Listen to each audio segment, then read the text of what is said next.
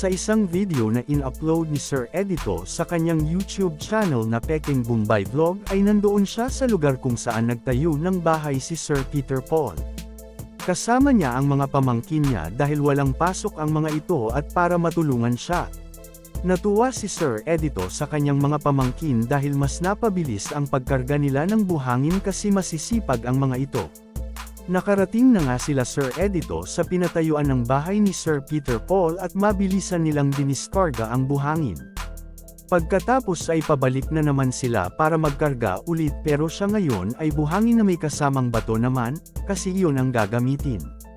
Habang dinidiskarga ang mga buhangin na may kasamang bato ng mga pamangkin ni Sir Edito, siya naman ay tiningnan kung ano na ang progress sa pinagawang bahay ni Peter Paul.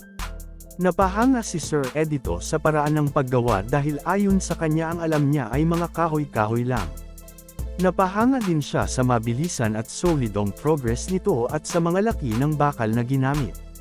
Gusto sana niyang kausapin ang Panday kaso hindi nila inabutan kasi 4:00 na ng hapon.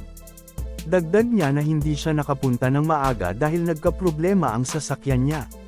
Malapit nang malaglag ang makina nito dahil maluwag na ang mga vault at buti na lang ay nalaman niya agad dahil sa kakaibang andar. Kaya pinaweldang niya muna at bumili na rin siya ng vaults. Maaga sana ang usapan nila Sir Peter Paul kaso nagkaproblema kaya 11:00 na siya nakarating at pang-5 pa niyang biyahe. Ngayon lang din daw siya nakakita ng ganitong paggawa ng bahay na dikit-dikit ang mga bakal, at wala siyang idea kasi hindi siya nakapagtrabaho ng construction. Pagpuputol lang daw ng kahoy ang alam niya at sinabing ganun naman talaga magkaiba ang skills ng bawat tao. Pero habang naglalagari siya ng kahoy may inihanda na palang tao ang Panginoon na babago sa pamumuhay niya. Samantala sa isang video na in-upload ni Tito Hearns sa kanyang YouTube channel na Tito Hearns TV ay makikitang nagbablog si Russell para naman may update tayo sa kanyang bakasyon.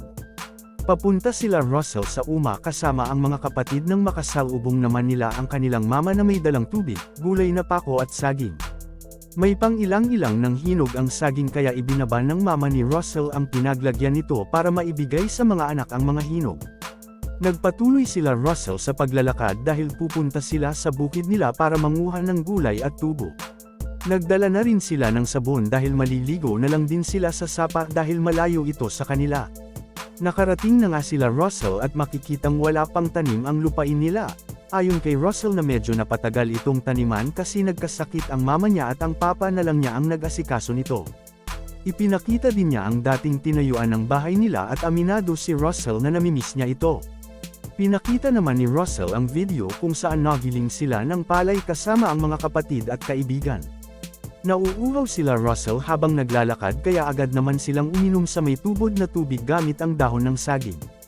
Pagtapos ay nanguha na sila Russell ng hinog na papaya at watercress na gulay para pang-ulam. Nadaanan naman nila Russell ang bahay sa isa sa mga lola niya kaya pumasok siya dito para mag-bless at pabirong sinabi na marami siyang lola sa lugar.